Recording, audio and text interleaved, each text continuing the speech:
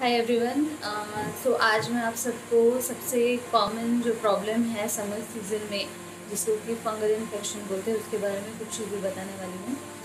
Fungal infection को मराठी में मराठी में गजकरण बोलते हैं, हिंदी में उसको दाद बोला जाता है। तो ये सबसे कॉमनली कौन से एरियाज़ में हो सकता है? तो ये आपको जो आपके बॉडी फोल्ड्स है, जैसे कि under arms, in between your fingers, आपके टोज़ के बीच में, आपके ग्रॉइंस में, आपके इन फीमेल्स ब्रेस्ट्स में, या फिर आप जहाँ पे आपका पैंट या सलवार टाई करते हैं आपके वेस्ट एरिया पे। So these are the most common areas जहाँ पे आपको फंगल इन्फेक्शन आ सकता है। तो ये क्यों आता है? तो इन जगह पे सबसे ज़्यादा पसीना आपको आता है, एंड पसीना वहाँ पे ठहरा रहता है, तो इस वजह से फंगल इन्फेक्शन होता है। तो इसके जो फंगस रहते हैं ये हमारे स्किन में नॉर्मली प्रेजेंट रहते हैं, पर पसीना होने की वजह से, ऑयलीनेस की वजह से इसका आपके इसमें नंबर बढ़ जाता है फंगस का, तो उसकी वजह से वो इन्फेक्शन कॉज करता है। तो ये फंगल इन्फेक्शन एग्जैक्टली दिखता कैसे है? तो इसमें एक रिंग रहती है, बीच में क्लियर रहता है, डार्क रहता है, और साइड में रिंग रहती है, जिसको कि हम कॉमनली रिंग वॉर्म भी बोलते हैं। तो ईचिंग बहुत होता है, बहुत ड्राई रहता है वो एरिया।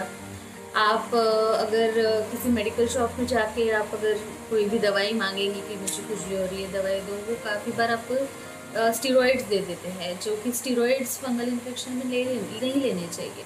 अवॉइड स्टीरॉइड्स, क्योंकि स्टीरॉइड से उसका अपीयरेंस चेंज हो जाएगा।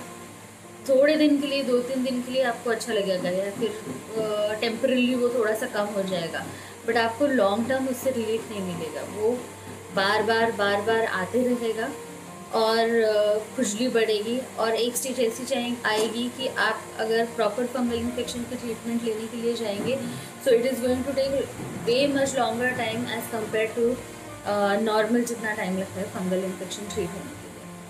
तो कॉजेज़ क्या है? तो पसीना आना, और प्रॉपर हाइजीन मेंटेन नहीं करना। मोस्टली अगर आप पार्लर्स में जाते हैं, पेडिक्योर मैनिक्योर करवाते हैं, और उनके इंस्ट्रूमेंट्स अगर क्लीन नहीं होंगे, तो उस वजह से भी फंगल इन्फेक्शन हो सकता है। उस वजह से नेल्स में भी फंगल इन्फेक्शन हो सकता है। नेल भी एक एरिया है जहाँ पे हो सकता है। फिर आप अगर प्रॉपर ड्राई क्लोथ्स नहीं पहनेंगे, डैम्प क्लोथ्स है आपके, एक बार पहने हुए कपड़े बार बार पहनेंगे, क्योंकि फंगस कपड़ों में लगा रहता है। आपका दवाई लेके थोड़ा कम भी हो गया, पर आप अगर वो कपड़े पहनेंगे, so you are again going to suffer from fungal infection. घर में और किसी को है या नहीं, ये भी देखना ज़रूरी है। और इसमें एग्जैक्टली होता क्या है? तो इचिंग बहुत ज़्यादा होता है। मे बी दिन भर में आप अगर आपके काम में बिजी रहेंगे तो यू विल नॉट रियलाइज़ कि आपको इचिंग हो रहा है, बट मोस्टली जब रात में आप आराम कर रहे हैं, सो रहे हैं, तो इचिंग होता है। किसी किसी को इतना ज़्यादा बढ़ जाता है कि बिकॉज ऑफ इचिंग उनको नींद भी नहीं आती है। सो और उसके ऊपर फिर स्क्रैचिंग कर करके वो इंजरी हो जाती है उसके ऊपर। और कई लोग सोचते हैं कि ठीक है फंगल इन्फेक्शन ही है, तो पाउडर लगा लेंगे, तो ये गलत बात है। पाउडर लगाना जो है that is a prevention for fungal infection. इसलिए लगाना चाहिए कि आपको फंगल इन्फेक्शन ना हो। अगर आपको फंगल इन्फेक्शन है तो आप प्रॉपर डर्मेटोलॉजिस्ट, स्किन स्पेशलिस्ट जो है उनके पास जाइए, और उसके लिए ट्रीटमेंट स्टार्ट करिए। क्योंकि आप अगर मेडिकल शॉप से ले लेंगे ये सोच के कि नहीं ज़्यादा कुछ नहीं है, तो it is going to increase इतना कि आप बाद में फिर कंट्रोल नहीं कर सकेंगे। और एक और इम्पॉर्टेंट चीज़ यानी आप अगर ट्रीटमेंट ले रहे हैं तो उसको कोर्स को पूरा करके 6-7 डेज में, इफ़ यू आर फीलिंग कि नहीं अभी इचिंग कम हो गया है, तो अभी क्या ज़रूरत है डॉक्टर के पास जाने की, तो ये मत करिए। आपके जो डॉक्टर है जब तक आपको बुला रहे हैं फंगल इन्फेक्शन के ट्रीटमेंट के लिए, फॉलो अप करते रहिए। एक वो डॉक्टर ही आपको बता सकते हैं कि अभी आप दवाइयाँ बंद करिए और अभी आप पाउडर्स यूज़ करना शुरू करिए, ताकि ये दोबारा ना आए। तो आप इसको अवॉइड कैसे कर सकते हैं फंगल इन्फेक्शन को? तो प्रॉपर हाइजीन मेंटेन करना, दिन में 2 बार नहाना। अभी तो समर है और हम जिस एरिया में रहते हैं वहाँ पे पसीना बहुत आता है, सो प्रॉपर हाइजीन मेंटेन करिए। दिन में 2 बार अच्छे से नहाइए। आपके बॉडी के जो फोल्ड्स है उसको अच्छे से साफ़ करिए। दूसरी चीज़ है ना, आपके घर में कोई पेट्स है, डॉग्स वगैरह है, तो इन लोगों को पेट्स को वगैरह हाथ लगाएंगे आप तो हाथ अच्छे से साफ़ करिए, उनको चेक करते रहिए। पेट्स को कोई स्किन का बीमारी है तो आप वेटरनरियन के पास जाके you can show it to them also, and pets का ट्रीटमेंट करवा लीजिए। घर में अगर बच्चे हैं तो आपको अगर फंगल इन्फेक्शन है तो बच्चों को हाथ लगाने से पहले आप अपने हाथ अच्छे से क्लीन कर लीजिए, सो दैट वो बच्चों को ना फैले। क्योंकि बच्चों को जब हम पास में लेते हैं तो कभी कभी उनके फेस के पे आ जाता है। मोस्ट कॉमन एरिया बच्चों के लिए फेस है, क्योंकि हम हाथ लगाते हैं तो उनके फेस पे आ जाता है। फिर आप अगर पार्लर में जा रहे हैं मैनिक्योर पेडिक्योर करवाने के लिए तो ध्यान रखिए कि उनके इंस्ट्रूमेंट जो यूज़ कर रहे हैं वो क्लीन है या नहीं, ठीक है। You should check with them and you should ask them and you should encourage them कि they should not use uncleaned manicure and pedicure instruments.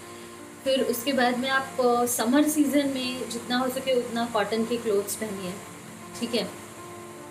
वह इतना ढीले क्लोथ्स पहनिए ताकि हवा लगती रहे बॉडी को। बहुत ज़्यादा टाइट क्लोथ्स पहनेंगे तो आपका स्किन ब्रीथ नहीं कर सकेगा, जिसकी वजह से वहाँ पे पसीना आ जाएगा और it will lead to fungal infection. So this is a vicious cycle, ये चलते रहेगा चलते रहेगा। सिर्फ दवाई लेके कुछ होता नहीं है। आपको ऐसा लगेगा कि 6-7 डेज मैंने दवाई ले लिया, 15 दिन दवाई ले लिया और 4 महीने बाद तो फिर से आ गया है, नहीं। आपको हाइजीन मेंटेन करना भी उतना ही ज़रूरी है। जैसे आप दवाई लेते हैं उसके बाद में भी आप हाइजीनिक मेजर्स जो है वो कंटिन्यू रखिए, ठीक है। डायबिटिक लोग जो रहते हैं उन्होंने ज़्यादा ध्यान रखने की ज़रूरत है। डेली आप आपके फुट केयर में आपके टोल्स के बीच में वगैरह चेक करते रहिए कि वहाँ पे कोई इन्फेक्शन तो नहीं हो रहा। आपके नेल्स चेक करते रहिए, ठीक है। So these all things are very important.